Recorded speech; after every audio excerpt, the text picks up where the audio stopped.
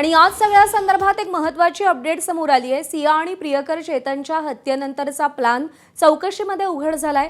हत्येनंतर काही काळ एकमेकांना न भेटण्याचं त्या दोघांनी ठरवलं होतं। दोघांनीही आपली व्हॉट्सअप चॅट्स डिलीट केलेले होते। पोलिसांना संशय येऊ नये यासाठी या दोघांनी हर तऱ्हेचे प्रयत्न केले होते। दोघांचेही फोन फॉरेन्सिक तपासणीसाठी पाठवले गेलेले आहेत।